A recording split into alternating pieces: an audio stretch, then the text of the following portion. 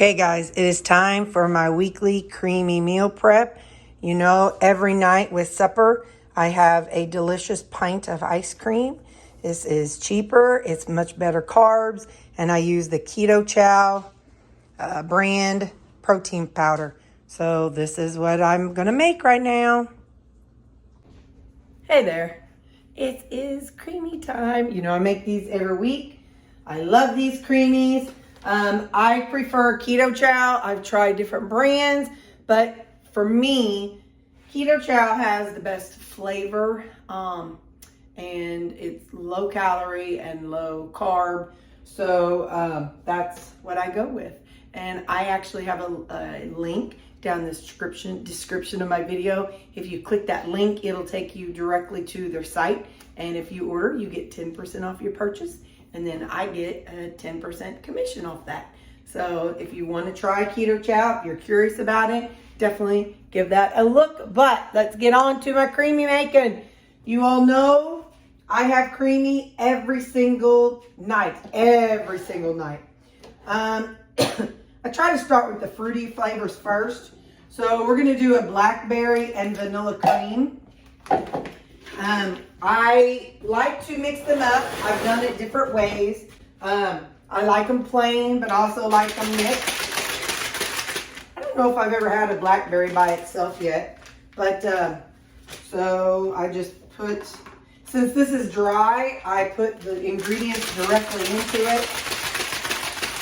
Once this is wet, I will add water. If you're using this, so Keto Chow can be used as a meal replacement. A lot of people really like it as a meal replacement. For me, I don't do well with meal replacements, liquid meal replacements, because then it kind of sends me on a binge. So, so that was the Keto Chow, and this here, it is a combination of glucomannan and xanthan gum.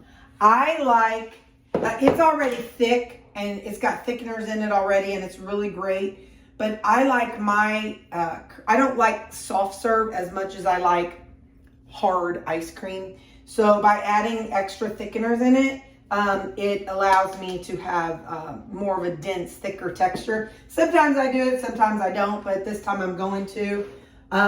So what this is I put in 1 teaspoon, which is, so this is a half and half combo. So this is 1/2 of a teaspoon of glucomannan, 1/2 of a teaspoon of xanthan gum, and that will make 2 of my creamies. So now I add enough water, and I'll be right back. Okay, mine are the 16 ounces. So I do not go up to 32 ounces on this. I have a little marker that tells me where 30 ounces is. And I do that because I want to know, I don't want to fill it all the way up, because I want to come back and rinse out this container. I might have to, I'm going to have to go in with something. So I'm going to take a really long straw and see if that can help break it up a little bit down at the bottom.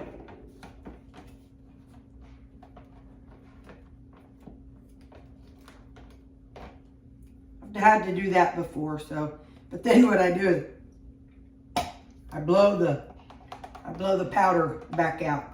So, all right. So now I'll put this lid back on and get back to shaking it.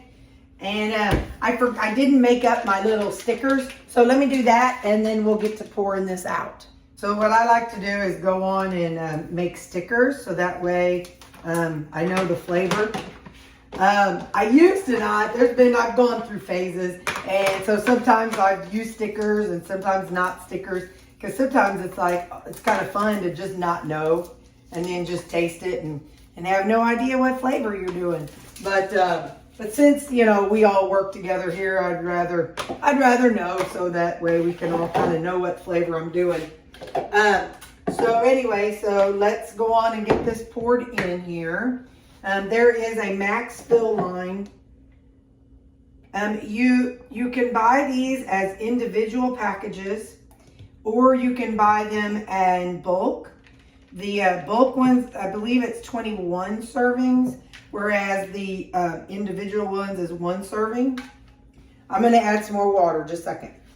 So yeah, I like to add more water just to kind of get all the excess off the edges. But anyway, so there are some seasonal flavors that are out right now, and they won't be back, and I don't know how long they're in stock, but so I bought those in bulk, and I actually have a couple more coming like the next time, because it's flavors I love. So I'm not using it today, but I love the it's called maple waffle, and I've kind of been playing around with that. You can see I have a playlist with these creamies in it. So if you look at this playlist, you'll see I've taken that, and a playlist is called Keto Chow. So I've got different things. I've got playlist called Keto Chow and a playlist called Creamies. If you're interested in my creamies and the way I do them, look at that playlist. But if you're interested in the Keto Chow and seeing all the various things I do with Keto Chow, go to that playlist, because I've been making breakfast waffles with them, and they're so good. I'm actually going to take them to a conference. But that maple waffle with I put some like bacon and egg and cheese. It was just literally tasted as good as one of those Walmart or McDonald's McGriddles. So anyway, so these are done. Now I'm going to put these in the freezer, and then we'll make up the next batch. This next combo I think is so fun. But first off, now I've added enough water to cover the ball that's inside there, the shaker ball. And then of course I got to remember to add in my thickeners. Again, this is not something you have to do if you really like that soft serve. That you do not need anything if you're doing soft serve. If you like soft serve ice cream. This is one of my favorite combinations. It's banana mixed with the Keto Chow chocolate peanut butter. So let's get our banana in here first. Then our chocolate peanut butter. I broke one of the little flippy things on this one. And it's a full serving of each flavoring. Sometimes hang on, there's a little gap in there. Sometimes there's some things like my protein waffles, those I only use a half serving for. But now I'm going to top this up to, I shook off the line. Anyway, let me find it. 30. All right, so now I'm going to top it off with water up to my finger, and I'll be right back. So whenever when I put water first, down, and then I put more water on the top, I do try to kind of shush it around a little bit. And the reason being is because there's all this protein powder on the top. So whenever I shake it, what happens is all that protein powder gets stuck up in the lid. So I kind of give it a couple little stirs.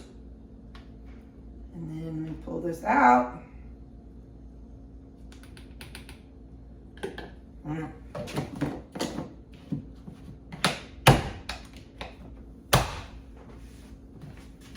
Something I've noticed over the years of making these creamies, or year and a half, however long, the chocolatey, I don't know, I tend to, savory versus fruity, those flavors tend to be a little, I just want to keep you honest, they tend to be a little more thicker than the fruitier ones. So just so you know, whenever I shake up the chocolate versus when I shake up the fruity, they're just a little thicker, which is fine. And sometimes doing this so much, doing such a large amount, there'll be clumps in it. Now I know you all have told me to get rid of those clumps. What you do is you just let it sit. You just let it sit a little bit. And then that helps them dissolve. But I ain't got time and clumps don't bother me. So just remember that for when you make them. So we'll finish up this one. Oh, shucks. There's need a little bit for me. Give it a little stir. Give it a little stir. Yeah, I like that, but because just think about it. It's like chocolate and banana ice cream. Amazing flavor. So, all right, I'm gonna get this in the freezer and we'll get on to the next one. Next one is gonna be butterscotch and chocolate peanut butter. I have not tried that combination, but I think it would be almost like a Butterfinger. So we're gonna try it. Also, I'm super excited. My sister is coming in a couple months. And what we're gonna do is we're gonna make an island out of my china cabinet over there, the bottom part of it. So I'm really excited about that because as it is, you know, we always have the side angle. And so I'm excited so I'll be able to, you and I will be able to do a full angle, straight on view of what I'm doing. So she's gonna has some wheels. We're gonna put it on wheels and so then I'll be able to like store it off to the side, and then whenever I'm ready to use it, I'll be able to pull it out and set you guys up across from me. So, you know, because I know a lot of channels you see where they do it with an island and you're straight in front of me, but this old house ain't made that way. So, all right, I'm gonna add my water and I'll be right back. So now we do a shaking and a shaking. I already did take the straw and stir it up a little bit. I just put butterscotch, so CPB. CHPB. Gotta make sure future Terri knows what she's getting.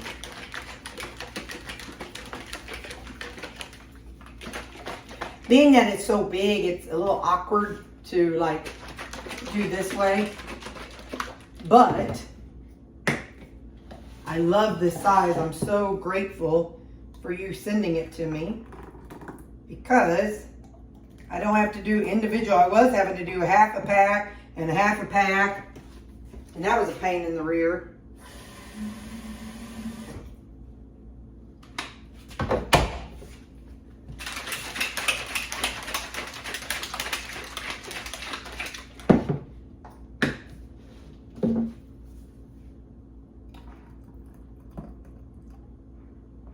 I kind of try to go back and forth because sometimes there's like, you know, like more chunks of not broken down powder. So there we go. All right, I'm gonna get these in the refrigerator. And then the last one we're gonna do is just straight pecan sticky bun. I have missed that flavor so much. I'm so excited that it's back, guys. All right, so I've got my water in here. I'm gonna get my thickener in here. This is the last set of them. So if I were to do one, it's 1 serving per container. So since I'm doing 2 containers, that's why everything is 2 servings. But if I was just doing 1 creamy, because sometimes I end up having to make an odd number. So when I do that, it's just 1 serving per container. So I just want to put that out there so you know.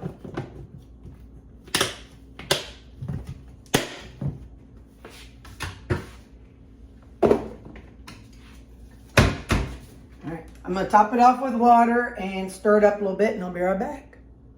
Okay, just definitely want to make sure your lid is down before you go shaking it.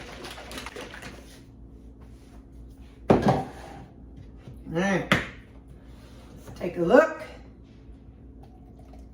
and see this one mixed up real well. I honestly don't know why some mix and some don't. And sometimes some do, and sometimes the same flavors won't that will, and sometimes the flavors won't. There's really no rhyme or reason. So I would imagine it has to do with me, how I put them in there and how I do them. I don't know.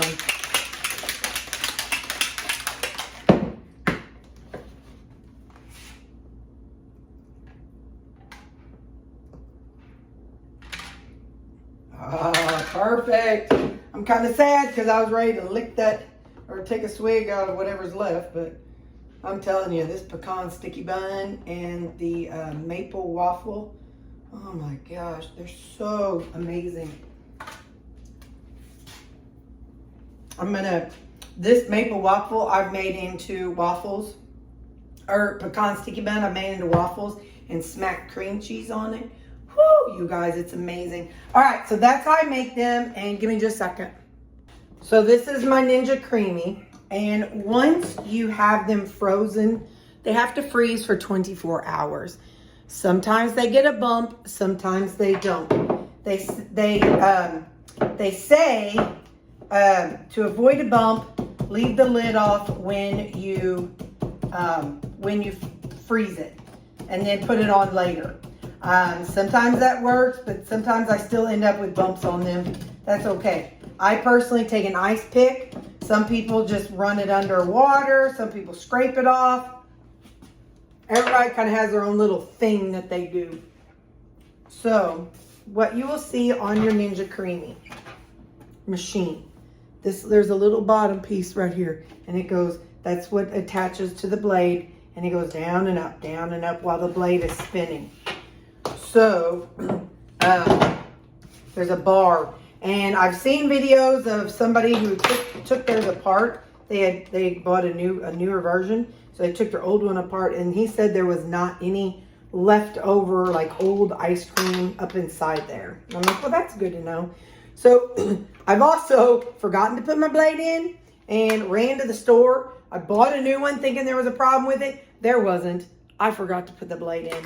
So you always put your blade in, and I give it a couple pops. Then you put your lid on. And then it locks into place. Now, I've been told different things. I've been told to use light ice cream. I've been told to use sorbet. What flavor is this? This is chocolate toffee. So I'm just going to run on sorbet. That's what I tend to use. It usually takes several rounds, and I'll show you why after the first round. By the way, mine is very loud. It sounds like a chainsaw, literally a chainsaw. So I'm going to push, I'm going to let you hear it.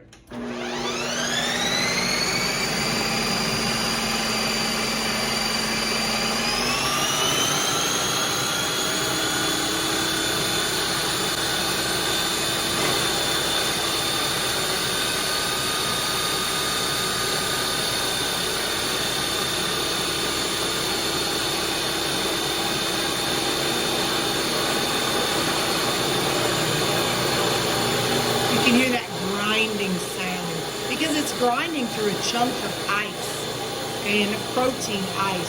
So, all right, I'll meet you back here and then when it's done.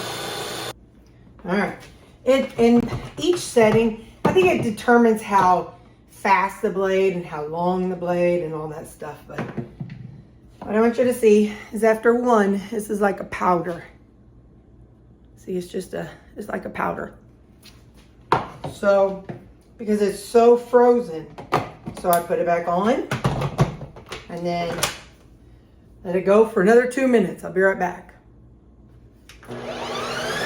Okay, and something I've learned to do since having this is if I twist this and if I lift up and it comes right up, I know it's not ready. See, it's still powder. And I'm showing you all this because I didn't realize you had to run it and run it and run it. I thought, first off, I didn't realize when you buy it, you have to make them and then freeze them for 24 hours. So I didn't realize that piece of it. But then also I didn't realize that I was going to have to run it so many times. Sometimes it runs twice, sometimes 3 times, a few times I've had to run it 4 times. So it's all just, you know, how cold my freezer is and how long I've left it out before I do it. There's probably science to it. I ain't about the science, so let's give it another go. All right, so now let's find out. Yep. How do I say this? There's suction to it. Sometimes there's so much suction that, see that? Can you see the difference in the texture? Hang on. This one does not have the cream, the stuff that I put in there. But look. So the center, usually when I don't, the outside is thicker, but is denser, and the inside is a little more soft serve. But that's, look at that. Homemade ice cream. protein ice cream. Hang on just a second. Before I dig in, I always get my water going on hot, and then I scrape off, because I'm all about getting everything I can. All right, so I'll just kind of set this here. I bought these cute little koozies. It's for creamies, and I just keep it in here. What that does is it just keeps my hands from getting wet, all that condensation. And so anyway, so sets here. Now let's come over to my sink. All right, this is not about judgment, so don't be looking down in my sink and seeing stuff. So when it's done, I get hot water and I start rinsing it. Rinse out everything visible. I rinse off everything visible. Take the lid off, or the blade out. And I use the blade, this may be wrong, but I use the blade to pop out the little rubber stopgap thing. Okay. And then I put that, and then the blade, and then this down inside of here. And then I get some Dawn and squirt it in. And just for conversation, I have made two. I've made them like ahead of time before, but you have to microwave them because it's just going to go back to a frozen state. It's still the same product. It's just going to go back to a frozen state. So, so I have to microwave it because like yesterday at work, so I let that soak until I'm done eating my supper. Because the way I use them, I use them as an ice cream dessert. But anyway, so yesterday we had an ice cream social at work. So at home the night before I ran one, popped it in the freezer. So then yesterday morning I microwaved it like in 30-second intervals. I don't know, 3 or 4 times. So there you go. If that.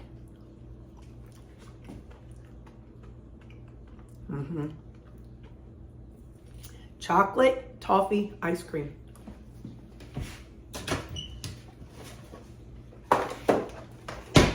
I don't have chocolate toffee anymore because I've used it up. Let me give you an example of some of the macros. Because we use water and not anything else, the base calories is 126, like in chocolate. Butterscotch, 121. So 120 something calories for a whole pint, 16 ounces of ice cream. I've compared in previous videos and compared the prices and the macros. These macros, you can't beat them. Not for the flavor. Now, sure, you can go out and buy a different kind of protein shake or buy the Halo Top and whatever. If you willing to spend that kind of money, but this is cheaper, tastes really good, and you also have less macros, less calories, less carbs, less fat, less everything. So in this package of powder is 126 calories, 1 gram of fat,